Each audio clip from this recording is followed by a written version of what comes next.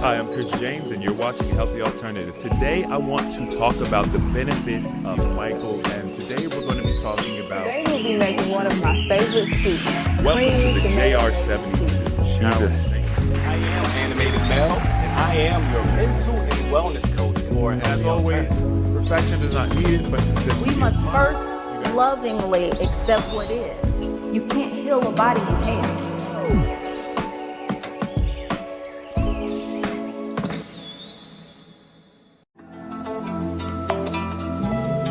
I just want to take a moment to say thank you to all of you all for coming.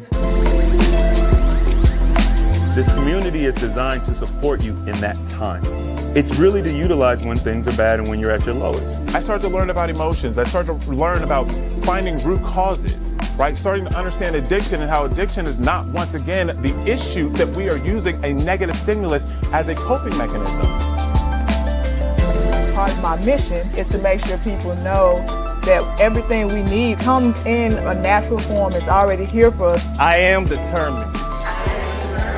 I am strong. And I am ready. We must first lovingly accept what is. I often say, you can't heal a body you hate. This is healthy blood cells. And that's what we're aiming for. So you can see the contrast. Okay?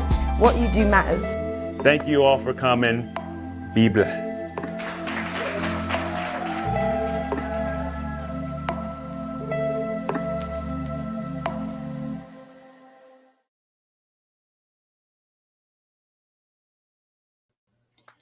Yes, sir. Hey, we in the building. We made it. We made it. What's good, brother? How you doing, bro? We ain't done a live together in a while. How you been? A while. So it's been like 2 years. Woo! They got the dynamic duo. It's Michael Jordan and Shaquille O'Neal, bro. Wait, so who's Shaq? What you trying to say? Huh? What's wrong with being Shaq? I'm just saying. What you trying to say? I'm just saying that one of us looks more like Jordan, I guess, and one of us looks more like Shaq. Y'all let me know if you can hear me and see me. Woo, boy. We can get going. Nah, that was a genuine from the belly laugh, man. That was funny. Those are good. You need those. This guy got jokes. I see a lot of y'all talking about you just got finished doing dry fasting, about to start doing it. You're already doing it. I know somebody asked when we got our challenge going and all these questions. We talking about dry fasting tonight, right? But we're going to be talking about it from a different perspective, and we're going to kind of do a little. We're gonna hit y'all from two different angles. We're going to talk a little bit about who shouldn't be dry fasting, where it doesn't make sense. We're going to do some safety, some guardrails. I think it's important to put guardrails up, and then we're also going to talk about some dry fasting myths. So there's a subset of you all who have some misconceptions about dry fasting, and what I guess what are some of the things that may happen. So we're going to kind of do a little bit of both of that. I want to make sure that if you have questions and stuff, we'll try to tag a couple questions and get any questions as well. Steve, somebody's asking about that. Oh, you already got it. Okay. Come on, man. I'm on the ball, baby. Okay, cool. All right. So the premise for tonight's call is obviously we've got the DR96 coming up. All right. So first things first, DR96 is coming up. It starts Sunday. Okay. That's January 11th at 7 p.m. Central Standard Time. All right. And that is going to be our introductory day. So if you guys are interested in joining our dry fast, especially after hearing this call, that's where you could set up, you could get the registration and come join us. The most important thing, in my opinion, when it relates to dry fasting is literally understanding preparation and refeed. Okay. So we're going to be walking you guys through all of that, and then make sure that you feel like you're at a place where you can really follow instructions, and you know what I mean? That's what's important. So next things next. Hey Steve, what's up, man? How you been? Been a while. What's good, man? Listen, I've been chilling. It's been a great start to the new year. For those of you that were able to join earlier this week, we've already been kicking off the year with some lives. I have some more lives that are going to be planned, and I know that's something that we talked about a little while ago, Chris.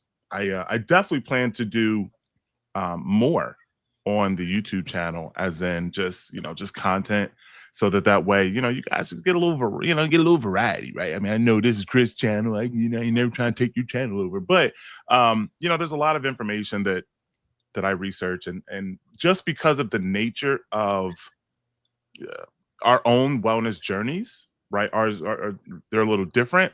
There are different things that I research that maybe you don't particularly dive deep into because it's just a little it leans more into my wellness journey. So there's information that I want to or intend to share, and that's we're going to be doing a lot of that this year. So make sure that you guys are all tuned in.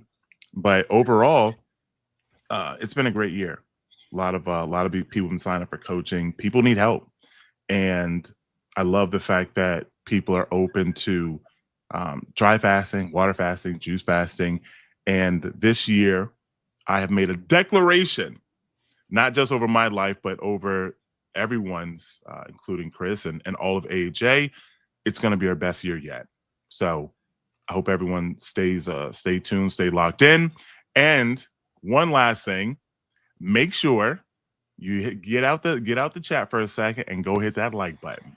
What the like button does is not just saying, hey, thanks, Stephen and Chris, for going live, but it intentionally tells the algorithm that this is information that you like.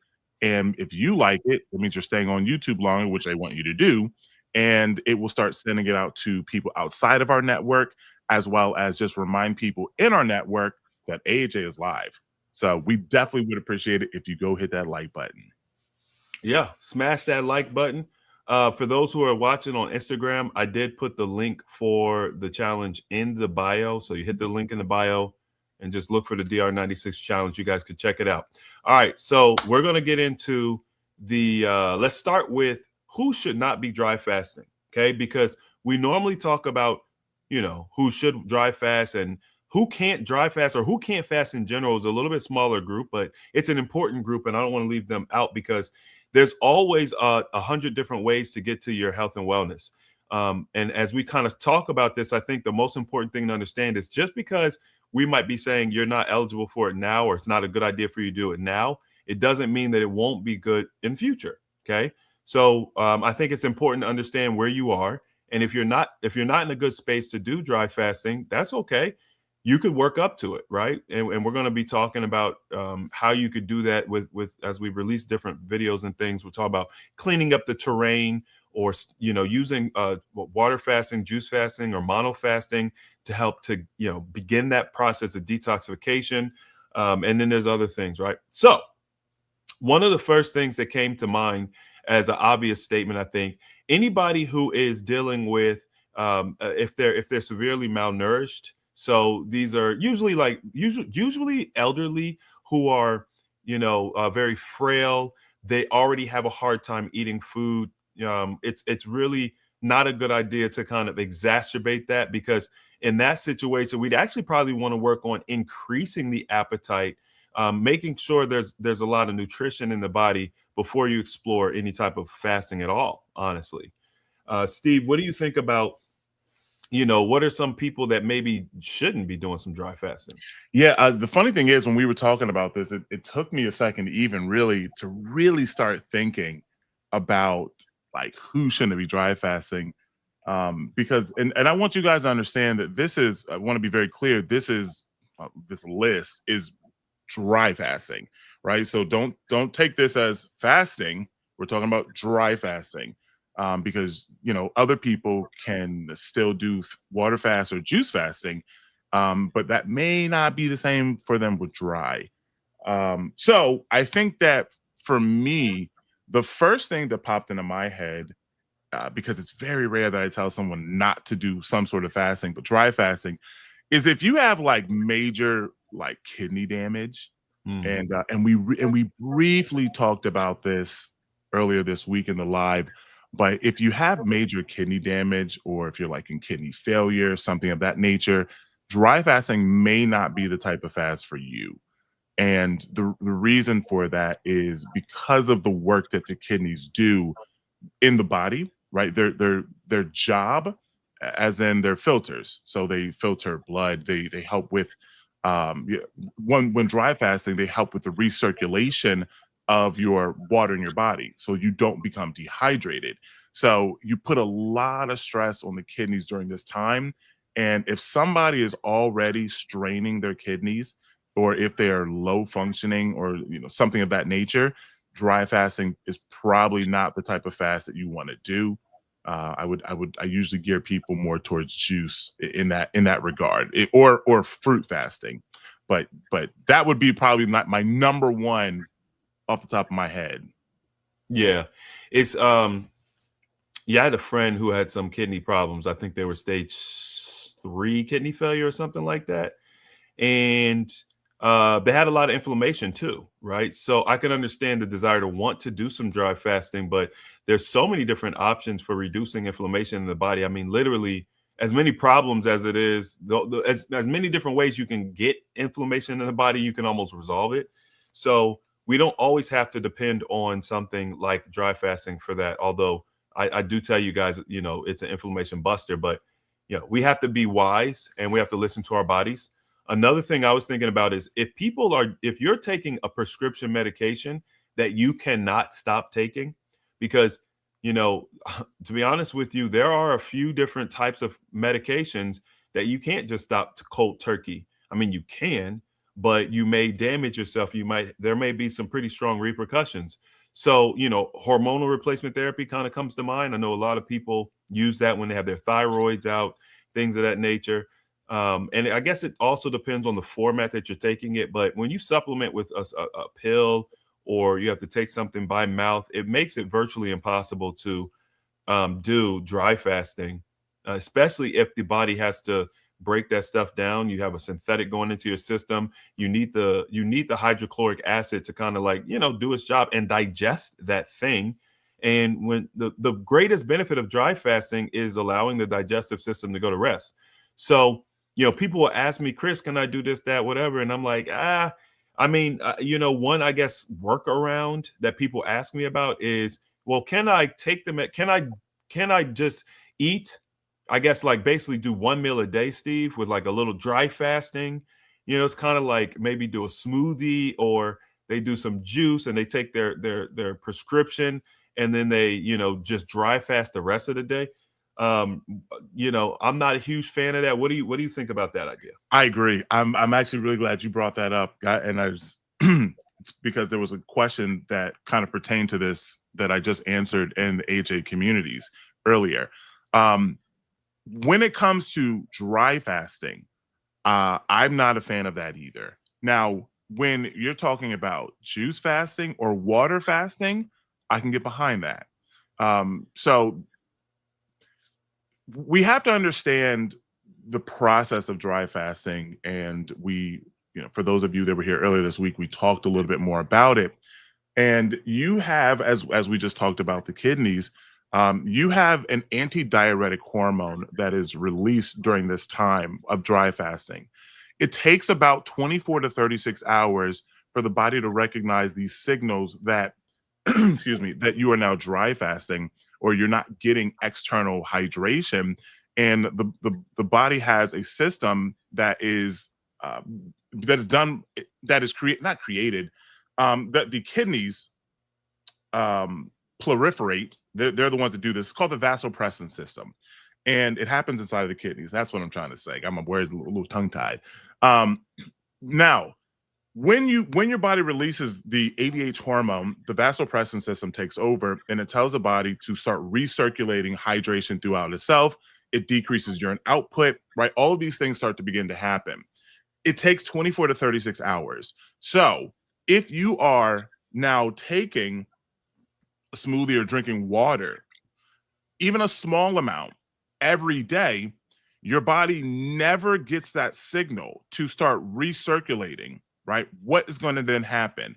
You then start to then continue normal urine output as the blood goes into the kidneys, and the kidneys then start filtering it out, and then you have water that is produced from that, and now there's waste. The body's going to continue just to push this out at a normal rate because now it doesn't have the signal to recirculate. You'll notice that your urine starts to get extremely dark, right? Now, if you're dry fasting, you'll notice that your urine will change, right? In the beginning, it may be light based upon the amount of hydration you have in the system. It then starts to get darker, darker, darker. And then over time, depending on how long you dry fast, it will start to lightly start to come back up to a lighter color. You also go through massive kidney filtration during this time. So some really cool thing that you can do, you don't have to do this. This may sound gross or whatever to some people, but the kidneys actually start filtering a lot during this time, which is kind of touching back on why someone with kidney failure shouldn't do this, but they start filtering a lot. And if you start collecting your urine in a jar and just leave it there after a few days of dry fasting, you'll notice this massive amount of sediment that starts to build up. And all of this is just toxins and gunk, right, that are in your kidneys that are now being filtered out, right? They're cleaning themselves. So the question that I got inside of the AHA communities was, I'm currently on day 3 of dry fasting. I'm not reading, I'm just off the top of my head. I'm currently on day 3 of dry fasting. And she was like, well, I'm only drinking about 16 ounces of, well, she said, I'm currently on day 3 of fasting. But she was like, well, I'm only drinking about 16 ounces of water. Is this bad, right? That's basically the question. Is that, like, is this okay? And I was just like, it's not okay. Very plainly put, like, that's not okay. You're not dry fasting, right? There's a very big difference between dry fasting and then drinking only 16 ounces of water a day. You're actually dehydrating yourself at this point because you're not getting enough water, but you're also not giving your body the time it takes being dry to create that signal to then drop the ADH hormone. So you actually are dehydrating yourself. So the way I explain this is, you need to either decide, I'm going to dry fast and then dry fast, or you're going to water fast and then increase your water intake. So there's different things that that can cause people to have issues during their dry fasting. And if you start just adding a little bit of water every day, you're better off probably just go ahead and water fasting. So that is can be very dangerous. And I want to make that clear, because I've had clients that have come to me and they're like, oh my God, like I fainted and I had to go to the hospital. And I'm just like, what happened? Right. And come to find out, she was having like 8 ounces of coconut water every day. And she was like telling me she was dry fasting, and she was then dehydrated. And she had to go to the doctor, to the ER. And when she went to the ER, they were like, yeah, you're just dehydrated. Like, and she didn't tell them she was dry fasting or anything. And I told her exactly what I wanted her to do. I was like, go ahead and get you some coconut water and drink a lot of it. And, do that for the next 2 days. Obviously, she left the hospital. She felt great because they gave her electrolytes, and they gave her, an IV with electrolytes in it. And at that point, she was fine. Felt absolutely fantastic, right? But it's just very, to kind of wrap up, sorry, but it's very important that when you're dry, you are dry. If you are going to be doing water, you need to drink water. But in the instance of somebody taking a medication and it's life-saving, or it's something that you absolutely must take, then that would be a person that probably shouldn't dry fast. Yeah. So a couple things here. What you're talking about, okay, when we look at dry fasting and someone's taking a little bit of water, it's akin to if you're water fasting and you're having a little bit of food, right? If you're like, oh, I just had a piece of fruit, or I just had the body actually shifts gears on its energy, like where it derives its energy source from. When you fast, when you're water fasting, when you're dry fasting, it derives energy in a different way from when you're actually eating. So what you're actually doing is confusing the body, because it's still getting some calories. This is why there's an extreme difference between caloric deficit and fasting. Okay. There's a huge difference in how the body performs. And you guys might think, oh, it's just a little this and that. And it is just a little this and that, but it's a big difference in how the body performs. So we have to keep that in mind. And this is why it's important to have these guardrails and ask questions and be a part of a community. You can obviously test stuff yourself, but especially if you're going to be doing that type of testing, you want to like a very peaceful environment. You don't necessarily want to be going to work and being under stress and having the children and all that type of stuff. And then the other thing too is we got to keep in mind if we're once again we're dry fasting and we're potentially trying to like do a little bit of water or a little bit of something to take our prescription medication. Remember that the concentration of your medication in the blood may shift, and you could overdose, right? You could have these spikes and crashes. It's going to stress the kidneys, yes, as Stephen mentioned, but let's not forget the liver, because now the liver has to pick up the slack because the stomach isn't doing its job like it normally would because the systems have started to go to rest. The beautiful thing about the body is when you have systems and organs that aren't being used, they go dormant. Okay. And the benefits of that is you get to save all that energy and all those resources for other things because it's efficient. All right. But the problem is when you need a system to be functioning, but you've put it to sleep. And this is the reason why when we come out, and we'll talk more about this, but when you come out of your dry fast, you have to wake your system up. That's why it's so important to properly refeed when you come out of your dry fast or just any fast in general, because you have to kind of massage your body, your digest. Hey, nap's over. You know what I mean? It's no different from us as human beings. Like, we really don't want to be woke up by an alarm. And we definitely don't want to be woke up by somebody yelling, hey, hurry up, get up. We want the sun to gently warm our face, a little light coming through the eyelids. You know what I mean? We yawn, our eyes are closed, we stretch, and you kind of get your bearings. And we need to do the exact same thing for our bodies. Okay. So this is the importance of understanding these kind of rules of engagement. So I saw a post, a comment here. I think, we could just kind of go through this. Obviously, if people are dealing with kidney failure, we already touched on that.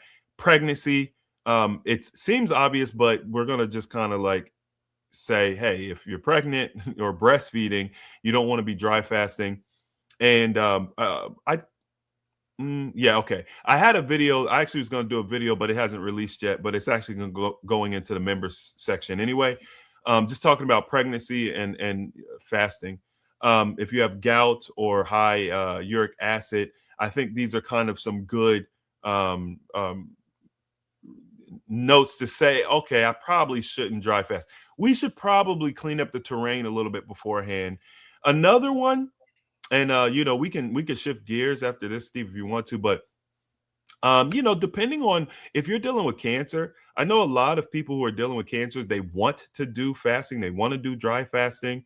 And I have no problem with that. I'm a huge proponent of using fasting as a therapy for that. But when it comes to dry fasting, I think there's some precaution that we need to have going into it. So this is not as so much of a blanket statement to say, oh, if you have cancer, you should never do it. What I'm saying here is it needs to be cautionary. It's very important to kind of start with light detoxification when you're dealing with cancer, because look, cancer is telling you, especially depending on what level of cancer you're dealing with, cancer is literally telling you, hey, you're very dirty, right? Like dirty meaning toxic inside. So you know for a fact, just because of what cancer is and how it develops, you need to clean up the terrain a little bit.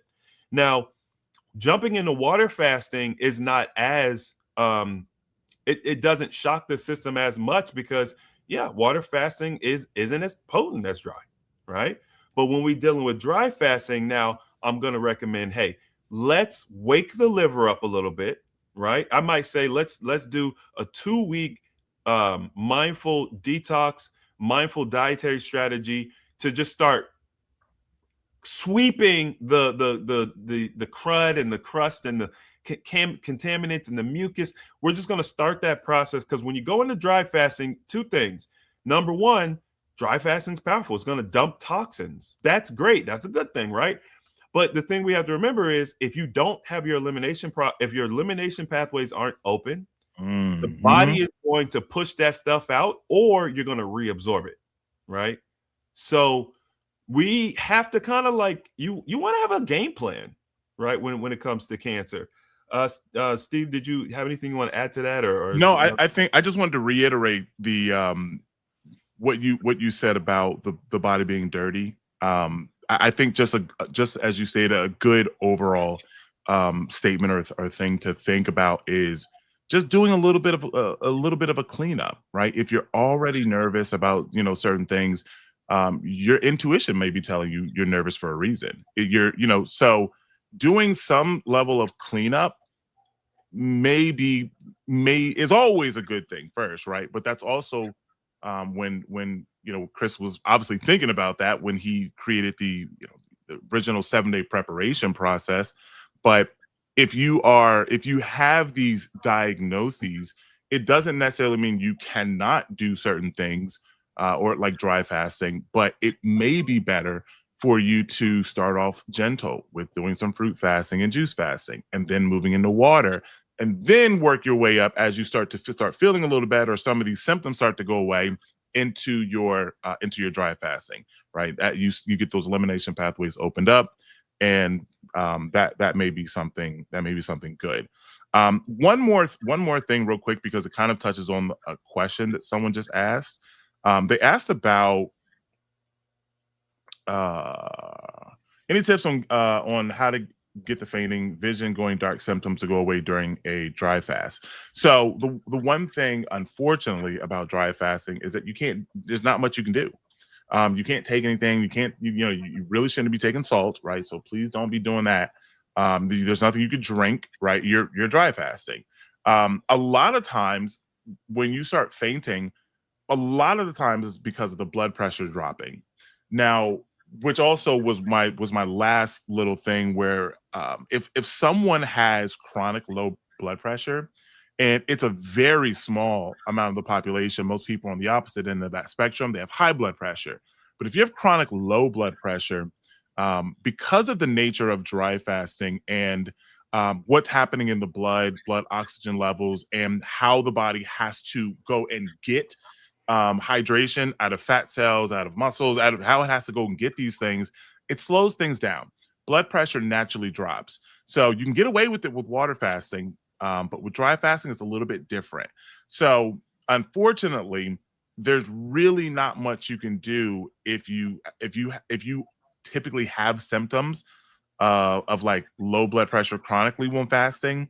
It may be one of those things where the best thing I could suggest would be to sit down or lay down if you can. And, you also may be putting too much pressure on yourself. There was a time where I was at my peak of fasting, and I was detailing an RV, and I was dry fasting. And Chris, I don't know if I remember telling you this story. This is when you started recommending me start taking watermelon juice just in case. I don't know if you remember that. Yeah. But I was on top of an RV, and I was washing the top of the RV, and it's Texas. It was sunny. It was hot. And I literally felt the world closing in. And it was the first time I ever truly in my life felt like I'm about to faint. I feel it coming. Then I'm like, I'm about to faint. And I'm on top of an RV, right? This thing is like a Drake tour bus. Okay. It's not little. This thing is huge. And obviously I'm washing it. It's soapy, right? And I literally laid down in the soapy water on top of this RV, and I just closed my eyes and I just laid there. And I don't remember how long I laid there, but eventually the feelings started to go away, and I was able to get up, and I finished up my job. I finished up what I was doing, and then I went home. But if you feel like if you're going to faint, there's nothing that necessarily you should take. But the tip that I would give you is just lay down and close your eyes, get somewhere safe where you're not going to just fall over, and you should be okay. Yeah.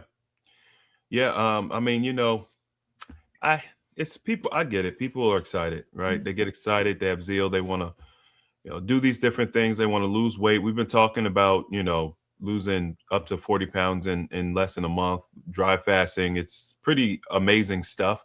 But by the same token, it's important to kind of put these guardrails up. So we're here, me and Steve Michael here, talking about the DR96. We got the DR96 starting January 11th at 7 p.m. Central Time.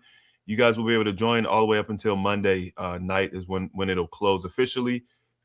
Sunday is going to be our introductory day. All of next week, we're going to be doing preparation. And so if you guys are interested in doing dry fasting, if you don't fall into any of the categories we've talked about up to this point, you want to try it out, this is probably the best way to approach it. You'll get an opportunity to interact, ask questions, and really talk to people who have already done it. Like not even just the coaches, but other people. Ever since we started talking about the dry fasting last year, it's become a pretty widespread topic. A lot of people are talking about it. And also, I want you guys to remember, like, dry fasting is the original fast. So when you look at ancient texts and biblical texts and they talk about fasting, it's dry fasting. The problem with dry fasting in the modern time is that we live in such a toxic environment where the air, water, and food is all toxic. Then, it's not the same as in the past, just being able to stop everything and dry fast.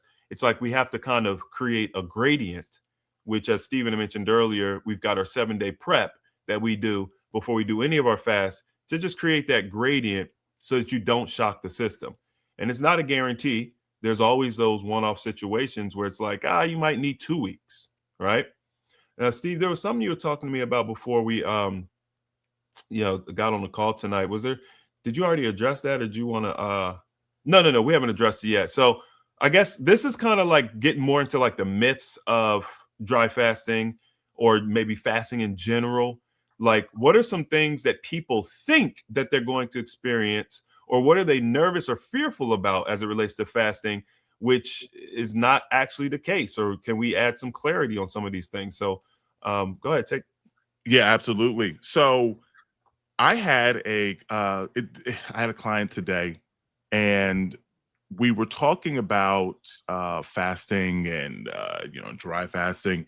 I mean, they're kind of like, they kind of go hand in hand, and with this particular question. But she was asking me about like protein, and we were talking about protein, and we were talking about muscle loss. And as I was going through and I was explaining how this works, I was like, you know what? Let me take this information and the information that we talked about and the things that I went over with her, and I was like, let me organize this and do like a mini presentation. So I was like, Chris, you know what? Let me take, if you don't mind, if I can take a few minutes and kind of go over this, because it's a question that I get so often. Because protein is like the thing right now. So everybody in the world is worried about protein, and they're like, oh, well, you don't want to lose muscle, or I want to make sure, or people think that they need to work out to maintain their muscle during fasting. It's like it's really kind of a myth of what happens. So I want to, if you guys don't mind, take a second here and go through this brief presentation with you, and just give you some of the science behind it, I'll say. But and everything that we go through, you can look this up, right? So let's talk a little bit about muscle loss from fasting, right? So it's a question there. It's like, wait, muscle loss from fasting? I don't know about that, right? So right, so let's get into it a little bit. So why muscle size can decrease during extended fasting? Okay, now if you pay attention to all of this, right? Because I'm gonna take us there in a little bit of a circle, right? Now, during extended fasting, people often notice muscle shrinkage or a leaner appearance, and that they assume that they're losing muscle, right? But in reality, what's happening is there's cellular cleanup that's happening. You have a shift in your fluids throughout the entire body, and you have a metabolic adaptation, right? So your metabolism is adapting to the changes during fasting, right? But there is not a large scale of destruction of healthy muscle tissue in of itself, right? Now, I want to just really briefly talk about the difference between like mass and size, because sometimes we use them interchangeably, but these are two very different things. Okay. So so these are just definitions, right? I'm not gonna say I made this up. These are definitions, right? But mass is a fundamental measure. Please pay attention because this is gonna make more sense as we go through. Mass is a fundamental measure of the amount of matter or stuff in an object and its resistance to acceleration, right? It is a constant intrinsic property of an object measured in kilograms or grams, right? So you can almost think of this as weight, okay?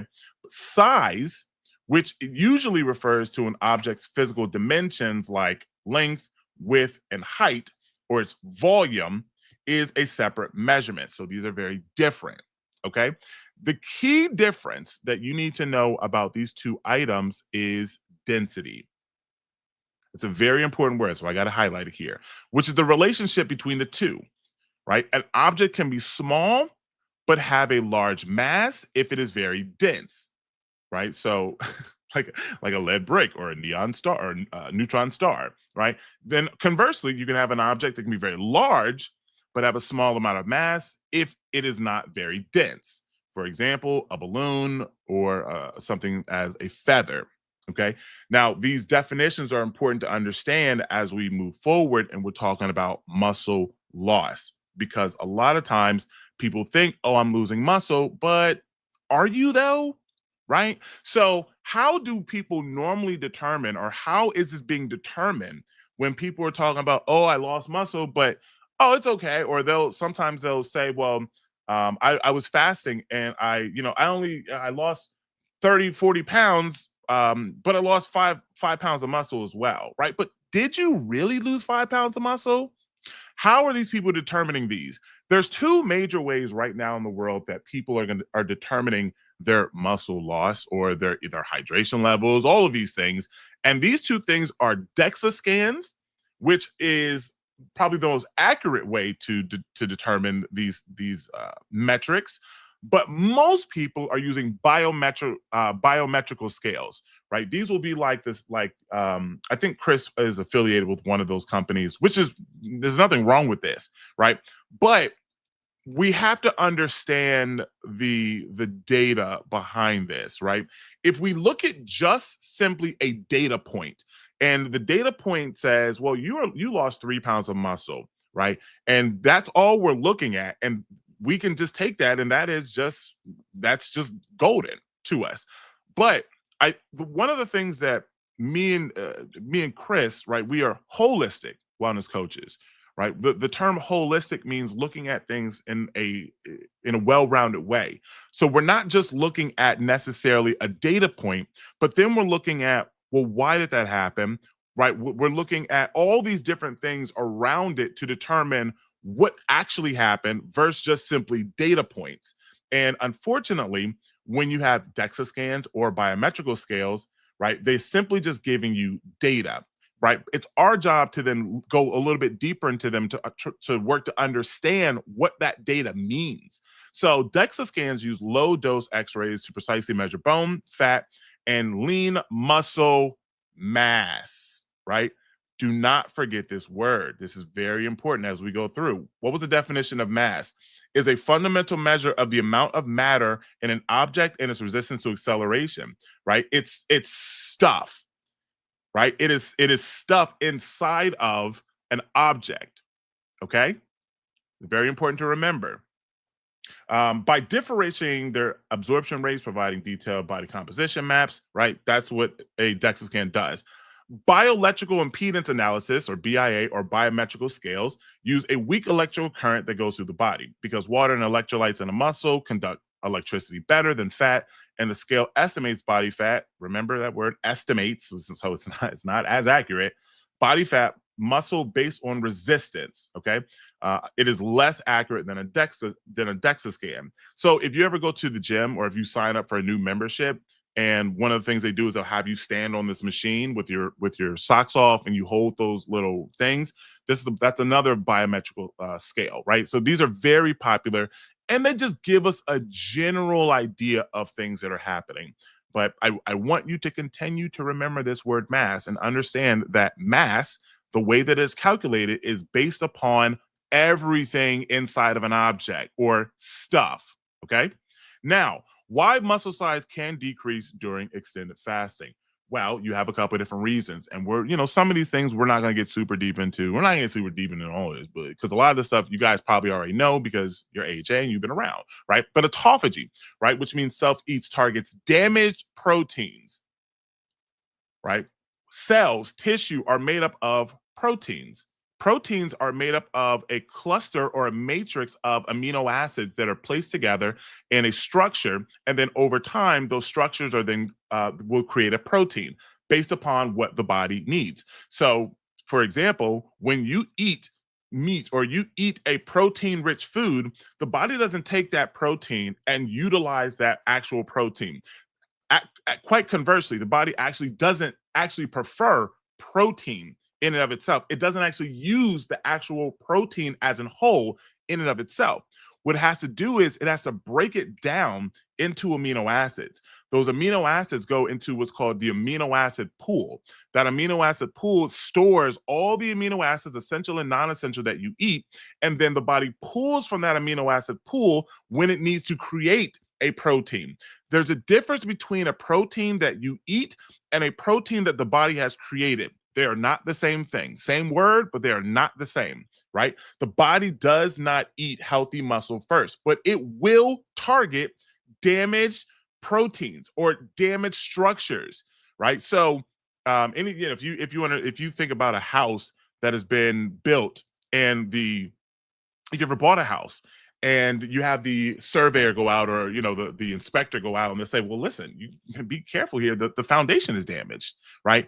That's a house that you may not want to buy, right? Unless you really want, it's a really good deal because you're going to have to do something and have the foundation fixed, right? It's the same thing in the body. The body, when you start fasting, you have that inspector that comes into the muscle, and it says, yeah, that piece of tissue is damaged, or it was built on damaged proteins. It was built when it's missing an electron, or it's missing a neutron, or free radicals have started to break it down, and it will break down that tissue because it's not healthy. Okay. Autophagy is a survival mechanism, right, where the body breaks things down, right? Damaged, dysfunctional, or unnecessary proteins. It recycles amino acids and cellular components, but it preserves vital tissue as long as possible, right? So autophagy, remember, right, which is the breakdown or the self-eat mechanism of fasting that we so much love, it preserves vital tissue, but it destroys and breaks down damaged, dysfunctional, or unnecessary proteins and cells, right? Now, muscle tissues are they're structural proteins. They're made up of enzymes, and they will have autophagy will break down old or misfolded proteins from prior stress, inflammation, or inactivity. So if you find that you have been very inactive for a long time, those structural proteins inside the muscle have started to break down, or what's called muscle wasting, and the body will break those down, right? This is not necessarily a bad thing. This is actually something that's actually hindering you from actually gaining more muscle or creating muscle, okay? During fasting, the body preferentially removes damaged proteins inside the muscle cells, right? So this is stuff. It will remove dead or damaged proteins. Now, there's the most important part here. When it then goes in and cleans out all the nonsense, this is going to lead to a denser, more efficient muscle, right? But it is not necessarily muscle destruction. The term for this is called muscle refinement. Now, it's so interesting because our brother John, and Chris knows this, he brings this up, anytime we talk about muscle. John realized that as he was like going through his fasting and he was like working out more, he noticed that he wasn't getting big, but his muscles were becoming so dense. He had that rock in his bicep. It was like rock hard. But if he wasn't flexing or doing anything, his arm just looked normal, right? That's because his muscles became more dense, they became more compact, and they became cleaner, okay? Now, there's also something I want you guys to remember. There is a very big difference between strength and size, okay? So mass, size, and strength, they are not the same. just because you have a very large muscle, like you think of bodybuilders, just because you have a very large muscle doesn't necessarily mean you're very strong. So you have somebody that like a David Goggins type situation where he does a lot of what is the not cardio, what's the word I'm looking for? The calisthenics, right? That type of workout. You take someone that does a lot of like calisthenic workout or like military workouts. They have a lot of functional muscle, a lot of functional strength, right? They're not very big, but they will be on par with a lot of your bodybuilders that are very big. Why are these bodybuilders so big, right? Muscle size is heavily influenced by water content, right? Glycogen, which is stored carbohydrates. Now, you have glycogen or stored carbohydrates that bind 3 or 4 grams of water per gram of glycogen. Okay. So what that essentially means is that your carbohydrates are bound to 3 to 4 grams of water. So when you're eating and you go through a period of fasting and you're no longer eating, the body now says, well, we're cleaning out that glycogen because we understand that the body now needs that. It's cleaning it out. So if it cleans that out, what is it also taking out? It's taking out water, right? So the body is now removing the water from the muscle as well. Now, you do want water in your muscle, right? That's not a bad thing, but there's a lot of excess water because the muscles are also a form of storage as well, right? Just like a fat cell. During fasting, glycogen stores are depleted. We know that. So we have to also have to understand that it's removing a lot of that glycogen and water from the muscle, which leads to a decrease in size or mass, which then when you go and you get on a DEXA scale or a biometrical scale, it's going to also read you lost muscle, right? But it doesn't, but it's not. You're losing stuff inside of it, right? Part of that is water, right? Now, as glycogen drops, water leaves the muscle, which is normal, but that's a very big difference between actual functional muscle or contractual muscle, right? And water or stuff inside. What also causes a decrease, right? Reduced inflammation inside of the muscle, right? This is why like bodybuilders, they'll look so puffed up, right? Because they're constantly tearing muscle and now they're adding that into the muscle, right? Then you start taking like something like creatine, which causes water to then be pushed deeper into the muscle, which then creates more size, which is why anybody that's ever worked out, especially like a lot of the old creatines, they would cause bloating because you have so much water being forced into the muscle. Now you're fasting, a lot of that's coming out. So you have a lot of tissue swelling, fluid retention, puffiness. All this, of course, happens. And now when you're fasting, all of that stuff starts to come out. It makes it look like your muscles are smaller, right? You have extended fasting, which lowers insulin, inflammatory cytokines, and oxidative stress. All of these things will decrease size. They decrease fluids, which is going to make muscle look smaller or reduce the mass of the muscle.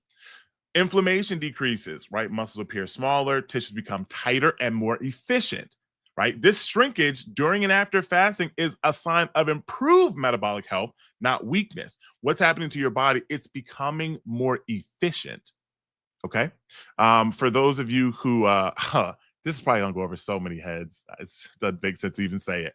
But in anime, if you ever watch Dragon Ball Z, for any of my anime heads out there, they have transformations, and one of the transformations, they really puff themselves up to get really strong. And one of the downfalls to that transformation is they lose efficiency in their muscle and they become really slow. Right. But they're still strong, but they become slow. Right. When they become more efficient, right, which is called Super Saiyan 2, they become more efficient. They're able to shrink back down, but retain the strength that they had when they were puffed up. Right. This is because their muscles have become more refined. Right. Muscle refinement. Remember that word whenever you think about muscle loss. Okay. Now, during fasting, we'll wrap up here in a second. Thank you for your patience. Now, during fasting, nutrient recycling nutrient recycling alters muscle composition. Right. So you have amino acids that are recycled internally of the muscle. Right. The body prioritizes organs, brain, and immune function, which of course we understand that. Right. Not breakdown of muscle. muscle tissue actually acts as a temporary amino acid reservoir. So you remember when I told you that the body has an amino acid pool? Well, when you're fasting, the muscles actually become an amino acid reservoir. So what are proteins made up of? They're made up of all of the amino acids, right? You have 9, right? You have you have 9 essential amino acids, right? You have your essential and your non-essential amino acids. Your muscles actually say, amino acids, all come to me and stay here with me while I protect you. Why would the body, if as intelligent as it is, send all of your amino acids to the muscle if the body is going to break down muscle? It doesn't make sense. It is storing it in a safe place because the body prioritizes maintaining muscle in the instances of fasting, right? The body minimizes breakdown of essential contractile proteins, right? So contractile proteins are essentially muscles that actually help you make a contraction.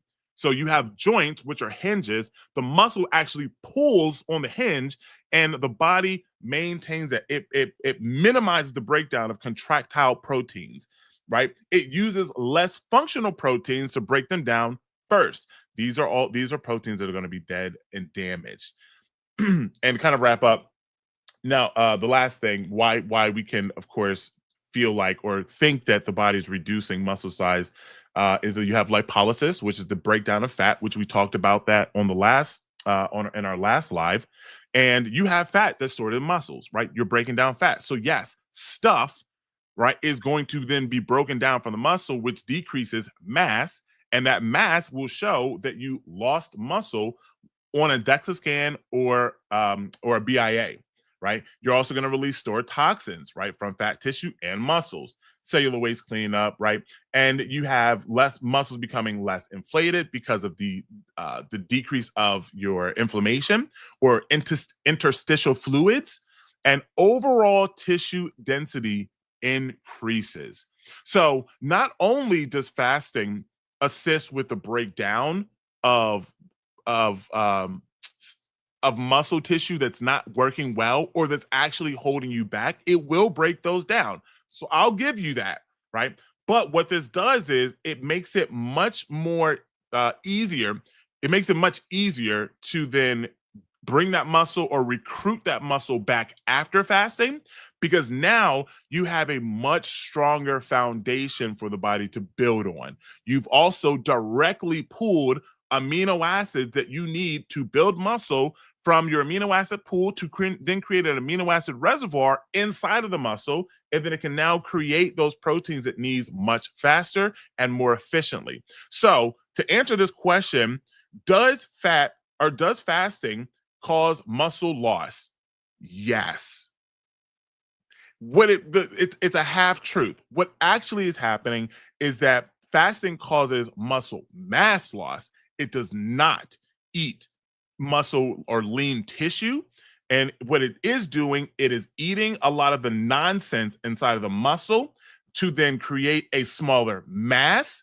And then your scales will read that you lost muscle based upon the mass decreasing. And we think, oh, we're breaking down muscle, and we're not.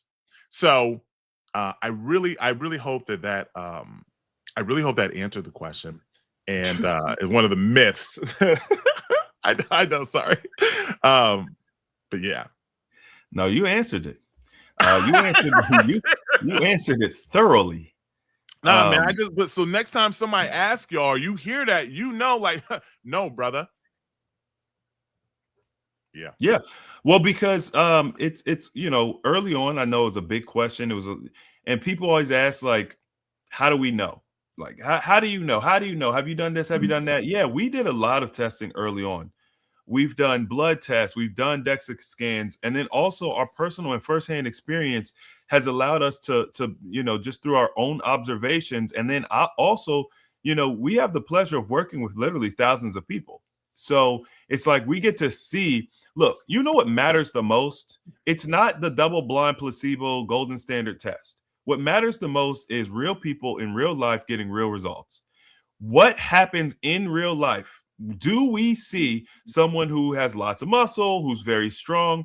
Do we see somebody like that shrivel up into a raisin from a 40-day water fast?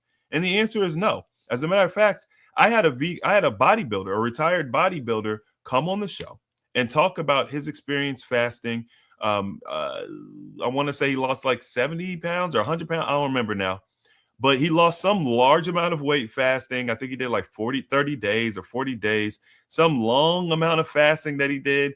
And it's like his strength was still there, right? Mhm. But he got the flexibility, he got the suppleness. And the thing that you got to understand too about it is the muscle being more efficient, it also means less injuries. It also means quicker recovery.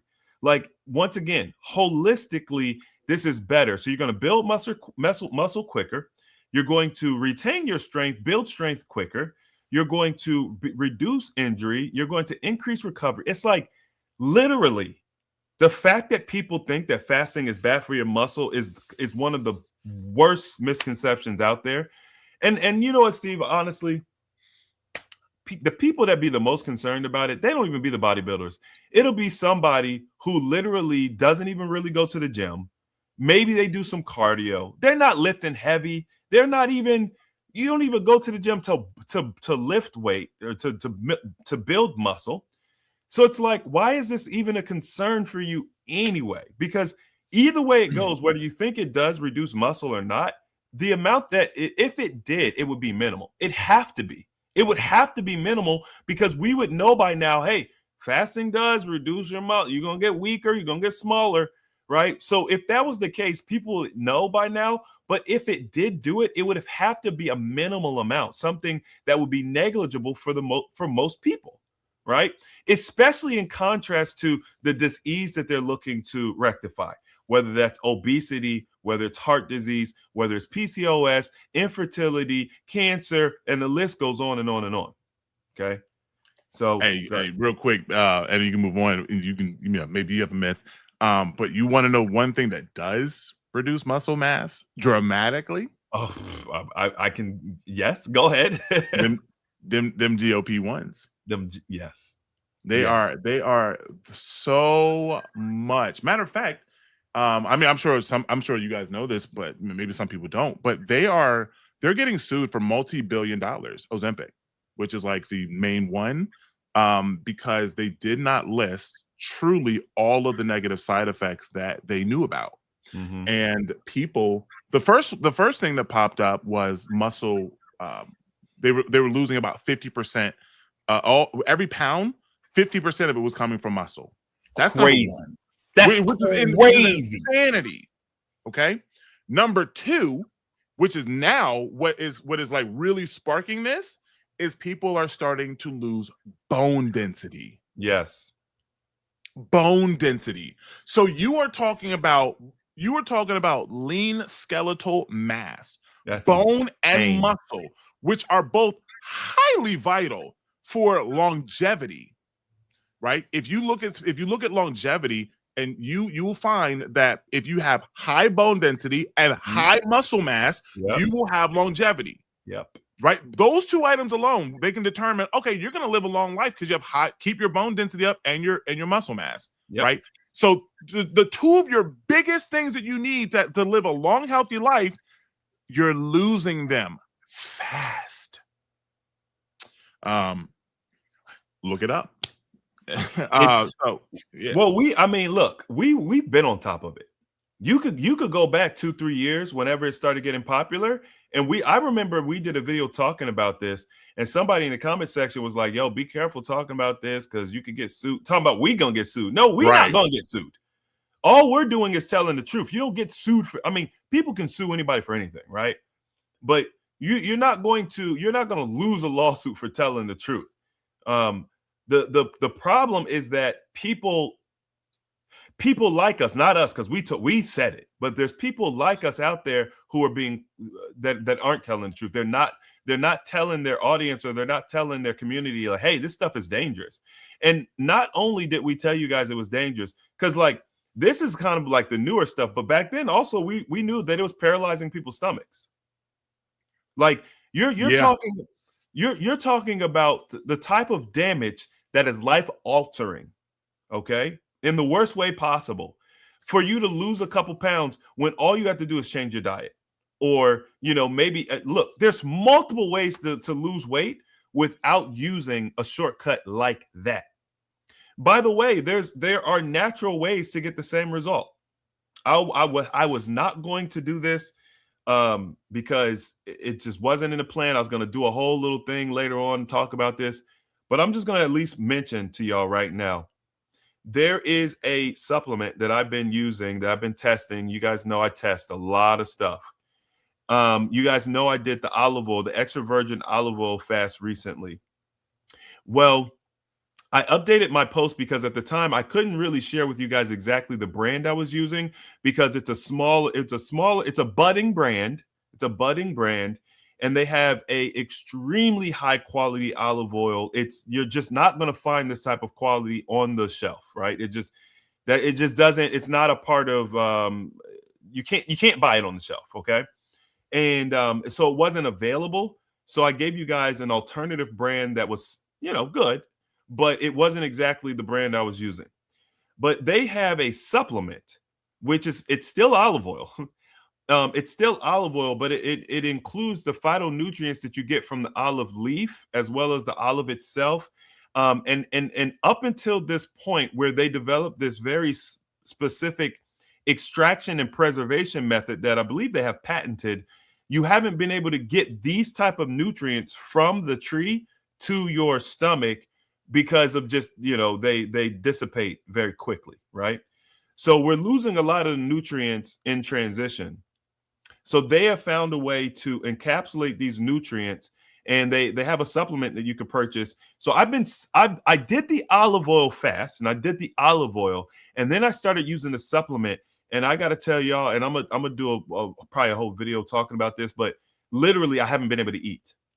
I haven't. Out, huh? No, it's new. This is what we talked about, right? Yeah, I told you about it. Yeah, but you ain't start taking it when you told me about it. When I told you about it, I just started taking it. So I didn't know exactly, you know what I mean? Like, I just wasn't where I am now with it. And also I was taking a lot of different supplements at the same time. Well, not a lot, but I was taking a few other. And so I wasn't really sure what was causing what at the time. Okay. But anyway, what I have discovered is that this stuff has killed my appetite. It reminds me of when I eat raw. When I eat raw, I overeat very easily because your mind says you want to eat a certain amount. But when you actually eat raw, it fills you up so quick that you don't, it's like there's a disconnect. So this is what I'm experiencing. So what I'm going to do is I'm just going to drop the link. All right. And I'm going to do another video kind of talking about this, but I have confirmed at this point, I think I've been taking it for about at least 2 weeks now, And I have confirmed that, because it's designed to do that anyway. That's what the olive oil does. That's why the olive oil fasting is so beneficial, is because it does act as an appetite suppressant. It's got a nutrient in there, oleuropein, that basically is like a natural Ozempic. It's it kind of gives you that effect. And so if you guys want to check it out, you can. I'm still in the early stages of it, but I feel comfortable enough to share it. It's a really and this is just the tip of the iceberg about, like, as far as what the supplement does. But since we're talking about it, and I know a lot of people have been using these different drugs to just aid with their weight loss. So it's very interesting to me, because we talk about fasting. Everybody is so worried about muscle mass. They're so worried about losing muscle and all this type of stuff. But then Ozempic and Wegovy start getting some momentum, and nobody questions it. Like, Steve, what do you think? How many people, when we look at people fasting versus taking Wegovy and Ozempic and stuff, like, what do you think the contrast is? And like, if I introduce somebody brand new to fasting versus, Ozempic, how quickly do they adapt? It's just like, I think it all comes down to one word: comfortability. Fasting is uncomfortable. And when you take, any one of the GLP-1 medications, they are much more comfortable. You can still eat. And when I say eat, it's funny because somebody was like, you can't even eat on them anyway, right? So they might as well just fast. So, but if you want to eat, if you desire, you still can. And you essentially just live a normal life, right? Now there may be things that they tell you to, oh, maybe don't have this, or, you got to, if you want to be really successful, then obviously changing your diet is still going to be important. But I think at the end of the day, it's just comfortableness. People don't want to be uncomfortable. But that's where growth happens, in the unknown and the uncomfortable. So I would say that would be the biggest contrast between the two, is just that all they have to do is worry about, taking a shot every 2 weeks or one. I don't know what it is. I don't know the protocols. And they just live their life. Yeah. And all of a sudden weight just starts to come off. But it's unfortunate because, you just look at people who have lost a lot of weight on them. Look at these stars. Their faces, look at their bodies. They just look like they're withering away. Because they literally are. They literally are. It's literally eating away at the structural integrity of their body. Like, your foundation. Guys, it's the foundation. This is worst case scenario.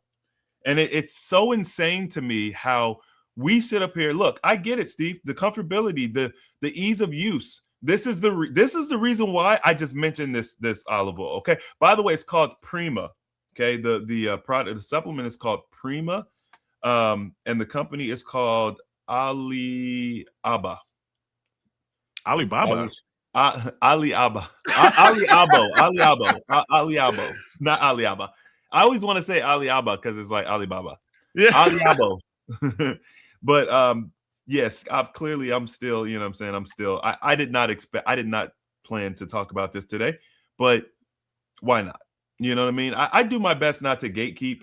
The whole reason why I wait before I talk about stuff is just so I could test it and make sure that it's kind of got my stamp of approval. Like, it's going to be beneficial in the way that they say it's going to be. People are going to actually see results. And then also that there's no a side effect that, we're just not aware of. So I use myself as a guinea pig, but also I've been doing this for so long now. I know, Lori from Shark Tank, she's got this eye for product. She's like, I know when something's a hero, you know what I mean? So for me, it's like sometimes things are kind of like, but then other things I'm like, okay, we're going to knock it out of the park. With the olive oil, it's like you can't go wrong. When you look at ancient texts, biblical texts, they talk about olive oil. Like, bro, mankind has always known the benefits of olive oil. And that's why when I heard about the olive oil fast, I was like, yeah, this makes sense. It's so, Prima. Yeah, you got it. It's so crazy because it's so simple. When it comes to health, when it comes to vitality and all the things, when you want to treat different diseases and stuff, your answers are always going to be super simple. It's never going to be, as a matter of fact, if it's complicated, then it's going to make, I'm probably going to be like, okay, so there's something a little shady about this because it's too complicated. All right. So we're going to grab some questions here. I already starred some. And because we're just gonna get into questions. That's all I'm gonna say. Okay. All right. I use a CPAP mask with humidifier for sleep apnea. Should I avoid using the machine during the DR96? I can kind of kick the ball off on that one. Look, the reality is fasting is going to help you not need that machine ever again. Okay. So you can create a great, most people that I find are using CPAPs. And Steve, I don't know if you've had experience with this but like most people, not personal, but like with your client, but like most people don't like them. Like even though it's beneficial, right? They'll say it's beneficial, but I hate it. I personally have never used one. I'm assuming they're just very uncomfortable, or maybe they make you breathe funny. I don't know. But as soon as you don't need it anymore, as soon as you could like get off of it, seems like that's what everybody wants to do. So I'm not going to say that you have to avoid it because it's okay to take in a little bit of moisture. And I mean, you're gonna take in moisture in the air. Like the air is always has moisture. We typically teach a soft dry fast, so you could brush your teeth. You can, you know what I'm saying. You'll get the benefits of doing all those things. But I don't see a problem with it. I would just say monitor yourself because it's very soon you won't need it. Steve, what do you think? I agree. I wouldn't. You don't have to stop there. You know, matter of fact, one of my tips that I started to give for dry fasting is using a humidifier, because your body still gets water, still gets hydration, but it just gets it through the air. And what is a humidifier? It literally takes water and it mists it, or it makes it into a almost like a steam, I guess, Chris. And then puts it into your environment. Vapor. Yeah, so a vapor, right? And it literally it's literally putting water into your environment, and your skin will absorb that water. So it just kind of one thing to know really quick, and we can move on. But this kind of answers a question that someone just had, 2-on-1. You just want to be very careful when you're dry fasting, especially with your air. Make sure you open your windows, right? Allow things to move in and out, because your skin begins to really open up and pull things in. So also be very careful with your colognes or your perfumes or your beauty products, right? There's a great time to take 3 or 4 days off from using makeup. Allow your skin to just breathe, right? This is the time where maybe you don't want to use lotion, right? Maybe you can use like a coconut oil or something like that. But you don't want to be putting like chemicals, even any chemicals, ideally, on your skin if and when possible when dry fasting, because your skin is trying to pull everything in. It's trying to get that hydration. So yeah. So yeah, but I don't have any problem with using a CPAP. I mean, if you need it, you're not going to break your fast. Right. So, and that's a very good point. As it relates to air quality, I did a video years ago, because most people don't understand how important air quality is. It is far more important than you ever imagined. I think I saw someone mention that they do breath work with their dry fasting. You know, like it is far more powerful and important. Bro, just man. Anyway, we'll have to do another video talking about air quality. Can I do a DR96 with just a water fast refeed? So interestingly enough, part of the refeed is the water. So I'm assuming you already know that. Maybe you did it with us last year. Here's the thing. Technically, you could, okay, but my fear, and the reason why we don't have the protocol set up that way, is dry fasting's already it's already a pretty extreme protocol. It's intense. If you just do the water fast refeed, while it is going to give you relief, I just fear that you may get fasting fatigue very quickly. Even though the fasting cycles are pretty, it's only a couple of fasting cycles with this one. I just, I was never a big fan of that. And Steve, I think we had this question a lot in the last challenge. I don't know if you ever got any feedback on anybody who actually did that, if you remember. Yeah, it's just like this, right? If you've never done if you let's say, right, if you're talking about doing a DR96, and you want to do the dry fasting with a water fasting refeed, right? If you just look at the numbers, what you're really talking about doing is a 14-day fast. 10 of it's going to be dry, 4 of it's going to be water, right? You're just breaking it up. If you've never done a fast that long, it may be a little difficult, okay? And not just that, we also have to understand that dry fasting is more intense, but as they say, 1 day of dry fasting is like 3 days of water. So, I mean, you're really talking about physically feeling the effects of like 30 to 45 days of fasting, essentially. Definitely. Right? Yeah. So, can you do a 45-day water fast?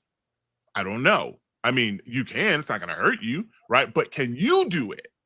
And if the answer is no, then you really probably just need to go ahead and eat. So that it's not something that we suggest, because people will be like, well, let me do just the juice refeed. And it's like, it sounds really good when we think about it.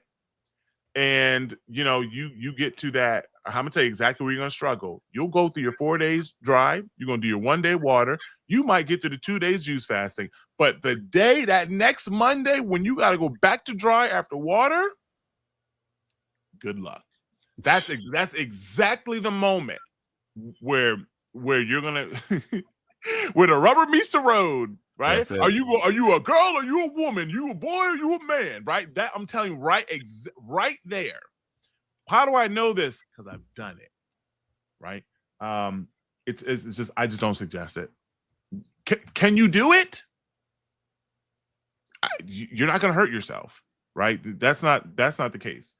But it's not something we suggest for those reasons. And for those reasons, I'm out. All right, so Shark Tank. we're going. If I do a 21-day fast and then again plan to do a next 21-day fast, how should I plan it? So you want to do a 21-day. You basically want to do a 21-day back-to-back.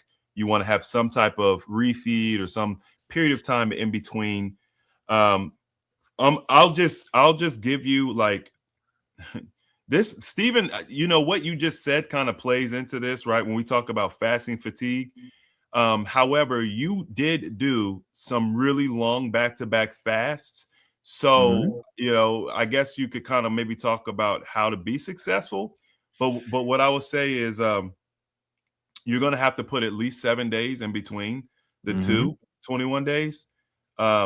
And they're going to be very intentional refeeds, right? Because not only are you coming off of a fast, but you're prepping for a fast.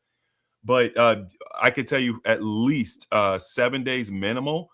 And the reason why I'm not saying like 14 or 21 days is because, and Stephen, maybe you can kind of give me some color on this. But if you get off too long, right? If you want to do 221s back to back and you get off for too long, then it's going to be a little bit harder for you to get back into it. So, Steve, what do you think about that? I already know you don't like the idea, but what do you think?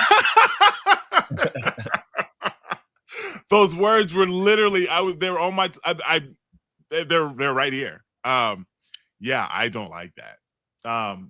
If I'm going to tell you this right now, if we were in a one-on-one session, my very first question would be, why do you need to do that? Why do you feel like you need to do that? Because you don't. There's no reason why you would need to do something like that. And I would suggest that you break that down a little bit. Now, let me answer the question. If you decided that you were going to do a 21-day fast back to back, as Chris stated, a minimum of 7 days, probably somewhere between 7 and 10, right? You want to give yourself time to recover. And it's not necessarily just a physical recovery, right? But it's really mental recovery. It's very hard. It sounds good. And you start doing numbers and you're like, all right, do 21. Like if you've never done a 21 or a fast that long, it's very hard to really wrap around your mind, really wrap your mind around how long that actually is. This is coming from someone who's done a 30-day fast, water. This is from someone who's done a 65-day juice fast. When I tell people I went 2.5 months without eating food, they're just like, oh, you're lying. There's no way. It's impossible, right? Now, yeah, it's a juice fast, right? Obviously, so you're getting nutrition, but I mean, the desire to eat is so strong, right? Now, granted, you're talking about 21. Let's say you do a 10-day refeed. So you're at 31 days and you do another 21. You're at 52 days. That's still not even 65. 52 days and you ate 10 days and 52. Like it's so much. It's just mentally exhausting. I would prefer. So I've always said that I think, and this is just kind of the basis of even how I teach. Like when I tell people, when I put strategy together for people, I personally, if you have 100+ pounds to lose, right? You want to be in what I would consider the optimal big weight loss range, right? And I usually say somewhere between the 10, 14 days and roll them, right? I think that the smaller fasting is great, If you can be consistent with it, it just takes a little more time. And me personally, I ain't got time for that. Right? If you can do it over 6 months, go for it. Right? You'll lose the weight. But I think that optimally, right, if you have real weight that you need to lose and you want to do it consistently, 10 to 14 days, roll those. Right? If you want to do a 21 or a 30, throw it in there, go for it. No problem with that. Right? Now, when you start getting into like 21, 30 days, things of that nature, I would suggest that for like deep cleansing healing. If I have a disease or if I have something like that, I'm really going to be focused on a longer fast because you're in that autophagy state longer, right? So I don't think that you need to do the 21 back-to-back. I would suggest do 14s back-to-back, 14-2. Do that. That'll get you there, right? It's 28 days, right? You get that 2-day break in between, you're gonna love life with that 2-day break.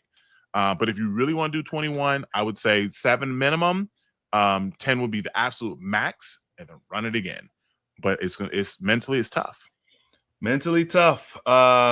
If you're doing water, okay, and this, if you're doing water, you can do something like the olive oil supplement. Yeah. And and that will drastically change your interaction with something like this. And this is where I actually do get into supplements more heavy personally, because I'm just, y'all, we know what we're talking about. If you're asking the question, it's probably because you have not done it. So you got to listen to us. It's rough. And you want to do anything you can to make it like more achievable without losing benefit, right? So this is where, I would say grab yourself some of this Prima, because it's going to help keep you sated. It's going to help manage your detox symptoms. It's going to help to give you more benefit. You'll extract more benefit because the body will have nutrients and resources. And you'll probably feel like, oh, them guys don't know what they're talking about. This was easy. You know what I mean? But that's the benefit of having the knowledge and understanding how like some supplements can help with fasting, because pure water fasting, no supplements, we're not talking no salt, no nothing. That's where we're coming from. That's what we did. Okay, that's what we taught. Now, if you guys want to use something to help you and you want to do these longer fasts, yeah, you can get great results. You don't got to worry about loose skin. You know, especially in 2026, and I already said this, I'm going to be teaching y'all how to extract more benefit from fasting. So we're going to be talking about how to utilize not only supplements, but also certain foods to fast with in order to just extract more benefit, fast longer, and get like more holistic benefits. Because weight loss is just, kind of the icing on the cake, but there's way more benefit we can extract from fasting, especially as it relates to weight loss. And it's just something I've never really been focused on. So that's where we're going next. Have y'all ever had someone do blood tests before and after? I think that would be something cool to document the results and see how the markers change. Well, I'll say this. I don't personally, not in the sense of like, because really what you're talking about is like medical testing, the process of like medical testing, and in that manner.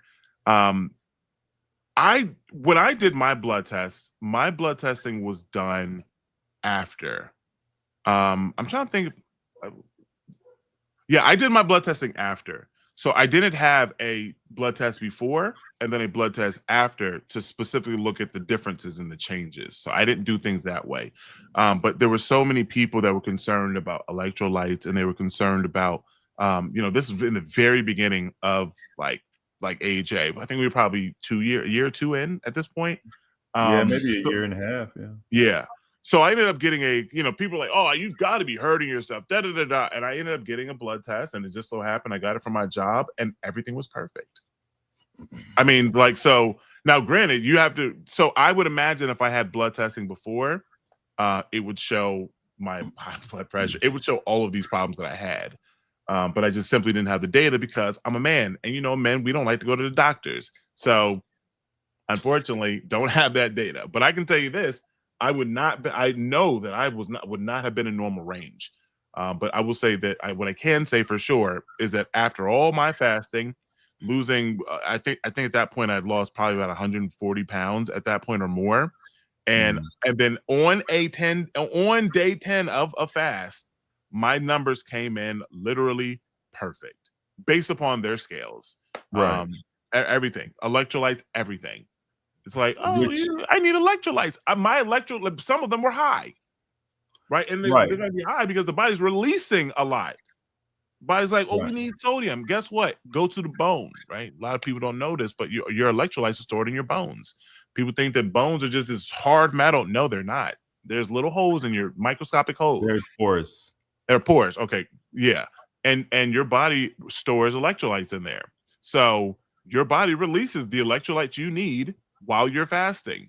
So is it necessary to take all these other things while fasting? No. The main reason that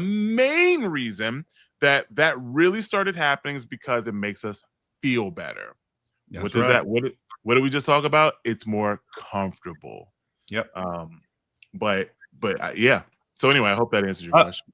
I've had people, and this is the benefit of once again working with people. I've had people do blood testing before and after. So there's a couple things. Typically, I recommend that if you're going to do blood for accuracy's sake, if you're going to do blood testing before and after, give yourself 4 or 5 days after fasting for your body, your system to normalize, to give you a proper reading, because it can be skewed during fasting. Like if you take it during fasting, or maybe you just broke it, it can be skewed. Because remember, these blood tests are designed to be done, with people who are eating every day. These blood tests aren't designed to be done for people fasting. The metrics would be completely different if they were designed for fasting people. But what I've seen is, and as we go back to muscle, right? There was a guy who did the DEXA scan, and he did before and after, and he found that he lost muscle mass, or one of those metrics related to muscle. And then he tested again. So he tested before, he tested right after, and then he tested like a week later, and he had recovered everything. So in the course of, let's just say 2 weeks, he lost X amount percentage of muscle mass and then gained it all back in the course of 2 weeks. That doesn't make any sense.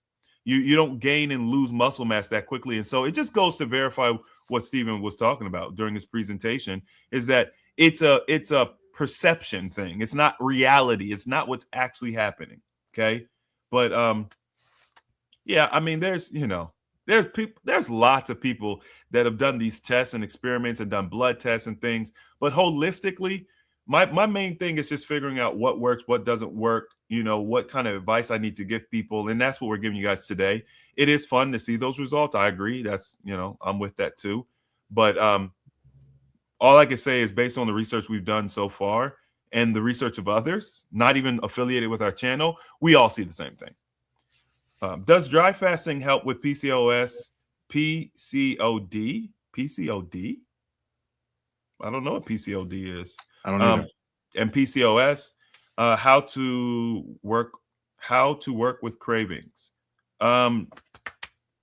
PCOS, yes. My sister Siobhan came on and talked about how she, had PCOS, all of the symptoms associated with it, and how they reduced dramatically from her instance of fasting. At that time, I think she had only done maybe one really long fast, and she just, her body, it was night and day. It was a night and day difference. So we've seen PCOS. I've had other guests come on since her talk about reversing PCOS, reducing the impact of PCOS and endometriosis, and also how to supplement. I think we had a young lady come on, Elisa came on and talked about PCOS, if I'm not mistaken. So yes, the answer is yes. I don't know what PCOD is, but fasting helps holistically. So whatever it is, we'll figure it out. I'm sure it does help. I just don't specifically know what it is. Now, how to work with cravings. There's just 100 different ways, but I think the most important thing is understanding what cravings are. when you consume something, you consume a food product, the chemical constituents that make up that food product are imparted to the blood. And especially if you have a low functioning liver and it's not doing a good job of pulling the bad stuff out and sending it to the colon, you get a lot of stuff in the blood that's not supposed to be in there. Now, when the when you start fasting, the body goes to pull those chemical constituents out the blood. It's cleaning the blood. Okay. And for whatever reason, you experience a craving associated with that thing. You can experience a craving, or if it's in the case of medications, you'll experience heart palpitations, almost as if you've overdosed on the medication, or you can experience side effects of taking the medication. And all of this happens when you're fasting. So you think, oh, fasting is making me dizzy. It's making my heart beat fast. I'm craving all this weird stuff. And you don't really understand why it's happening. So it can be a little scary or, just a little disjarring. But the reality is, no, this is all part of your cleanup process. This is one of the main reasons why when we talk about dry fasting, why we say we need to create a gradient, even more emphasis on it, even more so than when we do water, because dry fasting does everything much more profoundly. Okay. So one thing that you guys can do, and this is part of our preparation process, is you start changing your eating habits in preparation for your fast. And that will begin the process of changing what types of foods you crave. And it'll begin releasing those, it'll start detoxing the blood ahead of time. So like it's easier to be craving, let's say, chocolate cake when you're not fasting, and you can at least go eat something. Maybe it's like a little hot chocolate or something like that it's easier to do that then than when you're fasting. Right. So we talk about managing cravings. I think it's a lot easier to do it during your prep phase versus when you're actually fasting. Now, I'm not really trying to turn this into a product drop video, Steve, but people keep asking questions that I got solutions to. I'm just going to drop it anyway. Sculpt, man. Sculpt is absolutely insane for managing cravings. That's true. That's a good one. It is. I sculpt that. It is the king of managing cravings. And the only thing I got to say about Sculpt is that sometimes it takes a couple of days to build up in your system. Yeah. So maybe one of the ways that you guys can kind of prepare for like your fast is you do your preparation and you start taking Sculpt. But Sculpt by the Root Wellness brand is a weight management tool, and it obliterates your cravings. You just don't crave anything. And your detox symptoms are highly managed, and it's a cheat code. That's the best way I could put it. Steve, honestly, I don't have anything else to add to that. Honestly, with cravings, you can be craving things for so many reasons. It's funny because a lot of what you talked about was physical. But there's an emotional and a mental side of cravings as well. You can be dealing with an emotional issue that your body is actually detoxing, because there's a conversation I was just having. You can be going through emotional detox and your body is detoxing something. And then now all of a sudden you are craving ice cream, which you haven't even eaten ice cream in years. Right. But at some point, your subconscious has registered that ice cream is a great coping mechanism with dealing with this very specific type of emotion, right? Or this emotional trauma that you're managing.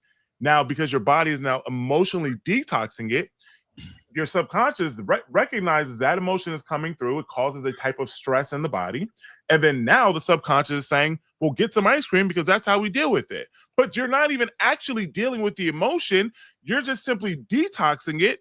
And it's going through your metaphysical, I'll say, side of you.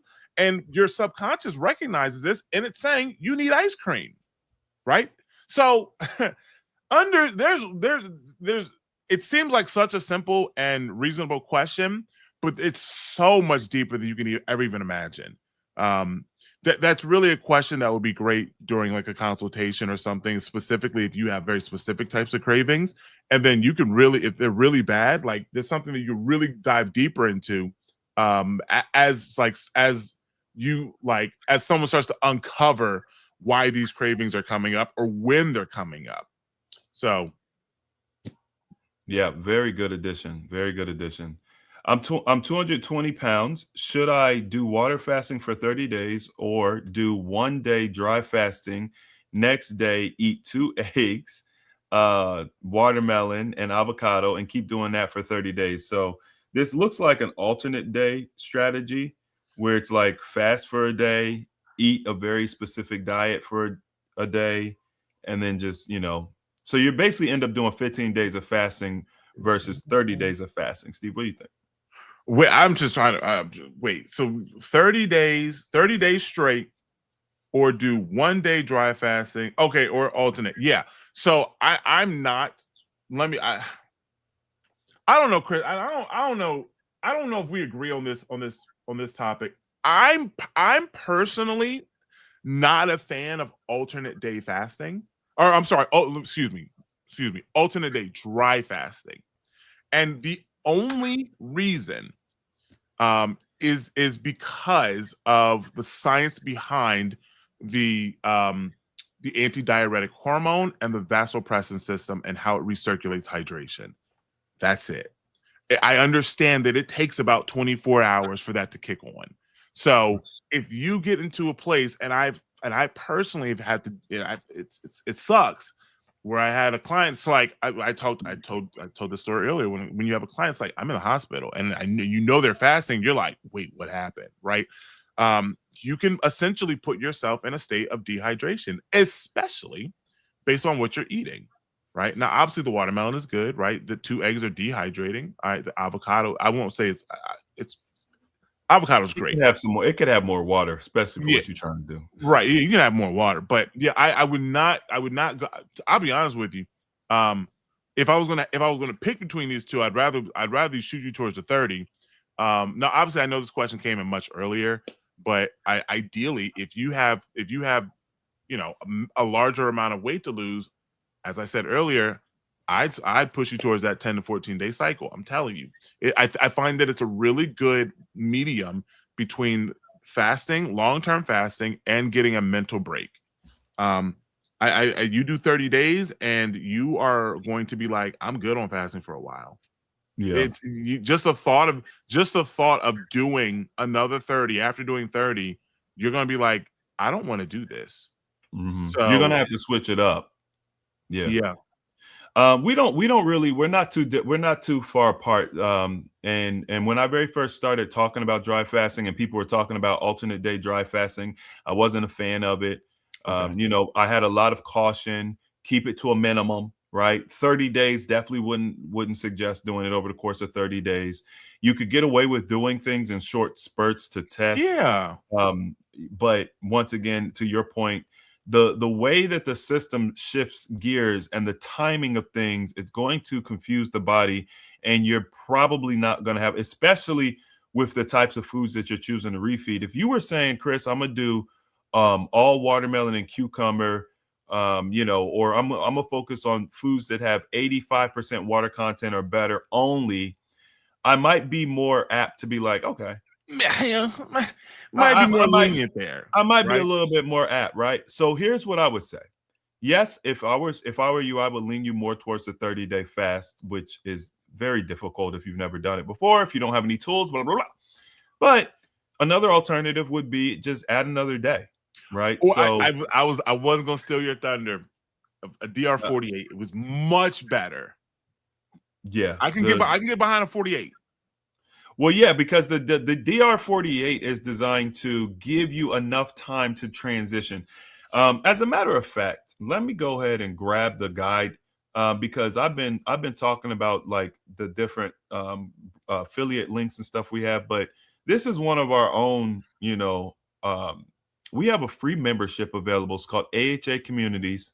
That's where we host our challenges. Within AHA Communities, I've given away several premium guides. All right. The DR48 is one of them. So the first thing I'm going to tell y'all to do is join AHA Communities if you haven't already. We also have an incredible team there called the PAC Crew, which is the Peer Accountability Crew. And they do daily accountability. They do Zoom calls every single day. So you join the community, and then you're going to go to the featured post area within the community. and it's right there in the featured post area. You're gonna grab the DR48 guide. I've got videos talking about the DR48, and you guys can learn about it. That would be much, much better. That would be much, much better. And that's the reason why we developed the DR48. So we'll just end it there for that one, for that question. Will juice fasting stop loose skin like water fasting? It's very simply yes. All three forms of fasting. If I mean, matter of fact, funny thing is I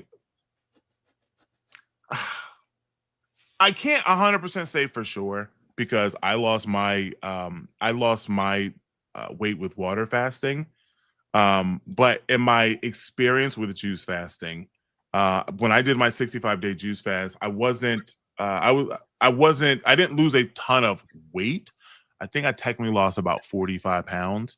But it was actually the one time I posted any kind of like shirtless picture in any way. And I had muscles, like it was just my back for the most part, but I had muscles showing on my back. You can see that I don't have like loose skin. And that was 45 pounds from juice fasting. And so to answer your question, the answer is yes. I was trying to just sit here and like work out in my head, which one's better, right? I think they're both really good. I think that if you're really concerned about loose skin, I'm talking about really, really, really concerned, then I think that a mixture of juice and water is great. The juice is great for hydration. If you find that you are very dehydrated or you're starting in a dehydrated state, I would start with juice. One thing I've said, and I'll continue to say it, if I had started my fasting process and known about juice fasting, I probably would have juice fasted my entire fasting journey. Most of it, right? For the bulk of my weight. Just because I'll be honest, right? What do we humans prioritize comfortability, and juice fasting is way more comfortable than water fasting. Go ahead. I'll say this. It's very important that you understand that there is a possibility of loose skin with juice fasting under certain parameters. If you have, let's say you got 100 pounds to lose and you're doing sweet juice, you're just kind of doing mostly sweet juice because that's what people are really going to do on a juice fast for the most part. Like, then there is a possibility of minimal loose skin. Okay. And I think it just has something to do with the amount of sugar without the fiber. It's some kind of and what I'm talking about, and the reason why Steven's probably not even familiar with this is usually this takes 2 to 3 months of fasting on juice to see this happen. And once again, it's more minimal anyway. So it's not the same as loose skin that you would get from like traditional weight loss, but it can happen. Now you can avoid it by doing leafy greens and maybe like juice blends that are designed to reduce inflammation and this, that, and the other. But if you're just doing like sweet juice, apple juice, grape juice, I don't know, just having fun, mango juice, whatever, then I have seen in some cases a minimal amount of loose skin. But once again, nothing that would cause for concern is the best way I could put it. So the answer Stephen gave is essentially true. Most people aren't doing 90 plus days of juice. There are the people in the juice fasting communities, they actually will do 90 plus days of juice only. And they're like, they're going to do what they enjoy. Right. So that would be my only caution. All right. I have irreversible heart damage. Thinking of dry fasting to get rid of the damaged cells in my heart. Anyone ever seen any improvement for that? I am on the cusp of needing a heart transplant. I don't know if I would lean you towards dry fasting. In the interest of dry fasting, I didn't say fasting, dry fasting. In the interest of being responsible wellness, as me personally, maybe Chris may have a different answer. I don't think that I would lean you in that direction. I'm also not in your body. There's way more questions that I would have for you. I don't know if this is the right place to answer this question to truly give you a really good answer. Yeah, I don't know if I would lean you in the direction of dry fasting. So I'm actually on the same boat. I think we covered this today.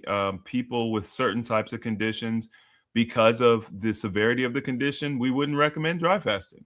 However, there are some fasting practices that I would recommend, especially we want to really take advantage of autophagy. We want to take advantage of stem cell production. So I would actually recommend extended water fasting. After doing a cleanup, I would do a terrain cleanup. I would look at the liver, upregulate the liver, open up the elimination pathways in the body. Then at that point, I would do a minimum of a 14-day fast, but I'd probably lean you towards the 21-day water fasts. You could take a supplement like the olive oil supplement I mentioned earlier that would pair very well with giving the body the resources it needs to begin, healing the heart. The word irreversible is a medical term in my opinion. Okay, there's no irreversible heart damage. So you don't, getting a heart transplant is not a good option. It's not a good option. I'm gonna lean you towards reaching out to us. Hit Stephen up. Do a consultation, because I think it would be better suited for you to get a personalized plan. But no, I don't think dry fasting's for you. Not right now. We'll get some of the functionality of your heart back first. I would definitely recommend, some type of very, very high quality supplement to go along with, and then like you need to do a terrain cleanup. Like I broke it all down for you, but I think you should work with somebody and kind of get some one-on-one help there. Can you expand on dry fasting benefits for heart disease, specifically cardiac fibrosis? So I don't have any specific experience with heart disease and cardiac fibrosis, people doing dry fasting. The reality is this: you can do the right thing at the wrong time. Once we get some preliminary things cleaned up in your system, because look, what it boils down to is why did this begin happening in the first place? Okay, that's where we have to start. Like, where did the heart disease stem? What's the root cause? Before we start trying to fix things, we got to figure out the root cause. This is why, it'd be very beneficial to talk to one of us and really kind of go through this process and break this down. But once we've identified the root cause, we're going to obviously eliminate, what's causing it, because you can do all the fasting you want. And if you're still in the environment causing the problem, you're just going to be chasing your tail. Then once we've identified that, we're going to look at deficiencies in the body, right? We're going to do our terrain cleanup. We're going to look at deficiencies in the body so that the body can begin doing the repair work. I have a really, really good fasting method that will work for you. So once again, if you reach out to one of us, I'll make sure that you get that. Stephen has longer coaching packages available, which is why, you probably want something that you can kind of work with on an ongoing basis. But Stephen will let me know if you reach out, and I will give you access to a completely different fasting therapy that I don't talk about publicly. And that'll help you, I think, a lot. You can also look into grabbing no, I'm not even going to say that now, because I don't want to get too supplementy and talking about too many therapies and stuff. But yeah, reach out to us and we'll help you out, bro.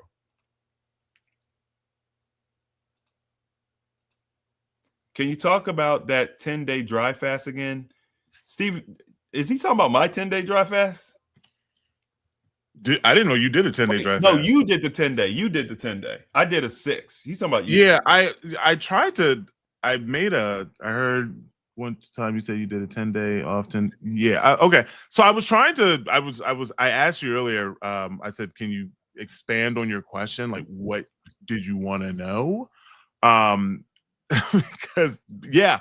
I mean, other than giving you just the basic information. So what I did was it was me and Coach Jasmine. As I was making my my comeback years ago. And one of the things that we were doing as we were kind of coming to the end of our like coaching together and everything is that I wanted to do some dry fasting. I wanted to do the longest dry fasting I've ever done. And we did 3 rounds of dry fasting, and they were 10 days apiece, and it was a 10-2 schedule. So literally it was 10 days dry, 2 days refeeding, 10 dry, 2 refeed, 10 day, 2 refeeding. Now on the refeeding days, right, we have to understand that most of the days should be water. Ideally, right now, I ain't gonna lie, I ain't perfect. So what I should have done would have been 3 days refeed. Right, a better schedule would have been a 10-3, which would have allowed me to get a full day of water in, which would have been better. But at the time, I just didn't personally have that information. So we did a 10-2. I did half of the day with water on that first day refeed. I did water and juice, and then I did fruit at the end of the day. So the first day I had water, juice, and fruit at the end of the day. The second day of the refeed started the day off with fruit and, of course, water, hydration, and I had a salad at the end of the day. That was my refeed. So not eating a lot it was difficult. And then doing the 10 days dry. That cycle of fasting, I'm gonna be 100% honest. The absolute most difficult fasting I've ever done. Out of all of my fasting experience, right? You take all my little records and yada, yada, yada, you put them all together. That is the hardest. It was harder than my 65-day juice fast. Dry fasting is very intense. And I hope that at this point you guys have really started to pick that up. But yeah, during that time, because people always ask about how much weight did you lose? They're expecting to hear some crazy number. Well, your weight loss of fasting is going to be comparable to a couple of different things. Number one, how much weight did you lose prior? How much inflammation do you have on the body? Right? I had already been going through a lot of fasting, and this was the crown jewel. So I didn't lose a ton of weight. I lost probably less than 30 pounds. I think it was probably closer to 25. So it wasn't a ton of weight, but I also had already just lost like 120 or 30, something like that. So it's like you can't expect to just, you lose another 50 just because you did 10 days dry. Like so we have to understand there's a process to these. That's why I don't like when people are like, if I do 10 days dry, how much can I expect to lose? I have no idea. Right? I mean, I do, but I need more information from you to determine what number I can give you, or any kind of fast. So we can only give ranges based upon our experience and what you can expect. But I mean, if there's so many things that can happen. I was literally about to say, if you hit a shrink week during your dry fast, those numbers are going to be completely different because you definitely still hit shrink weeks, right? Shrink week results possible during DR96. Wow, you popped this up at the perfect time, Chris. Week 3 water fat. Wait, shrink week possible results. I assume it's question. Week 3 of the water fast. I'm 6 foot, 280. Target weight is 215. Also, there wellness street in 2026. I don't. Can you? I don't think I understand this question. Is it possible to get a shrink week during the DR96? So, what I would say is 100%. Wait. Are we talking about the DR96 challenge or doing a DR96? Well, I'm assuming the challenge, since that's what we've been talking about. The challenge. I don't think he's talking about just doing one cycle. The DR96 is a protocol. If you're talking about, okay, a lot of times people be like, well, I'm doing a DR96 on my own. They intend on cycling it for 3-4 weeks, right? During the challenge, it's possible. It's not going to be exactly a shrink week. It's possible. It's not likely. And the reason I say that is just simply time. Because if we're talking about the challenge, the DR96 is a blitz. So there's 2 fasting cycles. What usually would happen, even with the dry fast, your next cycle, you'd probably hit a shrink week. if you are prepping and you lose 20 pounds in your prep, right? Or if you start prepping now, you start fasting now, right? And then now you go through prep and then you do your dry fasting. You can hit a shrink week at that point because you've already lost, right? You've already decreased your weight. A lot of your inflammation is gone, right? Your body's now focusing on much deeper cleansing. That can put you into a shrink week during the challenge. But if you're basically just coming off the street, as I call it, so you're just like, oh, I'm eating normal or the standard American diet, and you start the DR96 challenge, it's unlikely that you hit a shrink week during the actual challenge. Yeah, and just for clarity's sake, you will still you will still see benefits similar to the fasting shrink week. It just won't be as intense. It won't be, and we've had the one-off where people are like, "Oh, I've been fasting all this week and I didn't really lose weight, but I lost a ton of inches." So it happens. Obviously, like Steve mentioned earlier, these are averages and these are like, but more than likely, what you'll experience is more weight coming off, and then you may have like a day, maybe maybe a couple of days where you see like a lot of shrinking and tightening. But the body is doing this all in a logical manner. So you're going to get exactly what you need. That's really the ultimate thing to understand here. You're going to get exactly what you need. Now, once again, if you guys do certain things in preparation, you can manipulate your results. Like if you literally do like okay, for example, with the dry fast, one of the bundles, I'm sorry, we were offering caster packs. Okay, I've switched it to the 0 in, but like we were offering the caster packs. You guys can grab the caster packs if you go to healthyalternative.org. I've got a few caster packs on there. But if you would have got a caster pack and you use it in preparation for your fast, because we don't do the caster pack on the dry fasting days, but you do it in preparation for the fast, you'll see the liver functionality improve more rapidly. And then you may see that you're pushing yourself further down your process a little bit more quickly because you're using a therapy to aid the body. Okay, so these are all factors that are unknowns. It all depends on what you do, where your body is. But these are some things that can help. If you're looking forward to seeing a fasting shrink week, then, you want to kind of lock into some of those tools. All right. Storm.0812. Thank you for the super chat. You didn't have a question, so we'll just say shout out to you. Appreciate you. Thanks for viewing. Make sure to hit that thumbs up button for us, y'all. Please. I mean, we just knocked out 2 hours of, it's probably some of the best content you guys have gotten in a long time. Just, the variety of content, the question and answer, the length. The least we could get is a like. The least we can do. At least we can get is a like. Yeah. The like I said, the challenges, they're starting. The challenge starts January 11th. I will have links in the description box and in the comment section for everything that we talked about today, so that those who are watching after the fact, you guys can still get access to it. More to come, man. That's pretty much all I got tonight, Steve. Hey, last thing. Just because I think that this in particular live has been pretty awesome. For those of you who don't know, I did have at the beginning of the month, I had my 30 and 60-day coaching packages 15% off, which I've never done. And there's a reason they don't go on sale, because there's a lot of energy and effort and stuff that goes into coaching. You don't normally get sales on true like coaching. Same thing with like therapy, things like that. Those things don't go on sale. There's a reason for that. There was a great response to it. But they're not currently on sale. If anyone in this live is interested in 30 or 60-day coaching packages, I believe Chris already dropped the link for the coaching, which leads you to all our coaching links.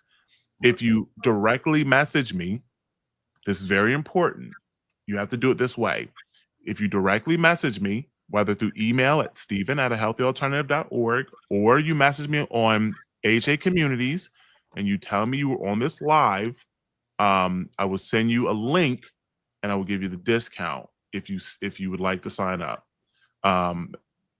And I mean, I don't know. I'll do that for this live in particular, because everyone's not going to see this, so don't be going and telling everybody. But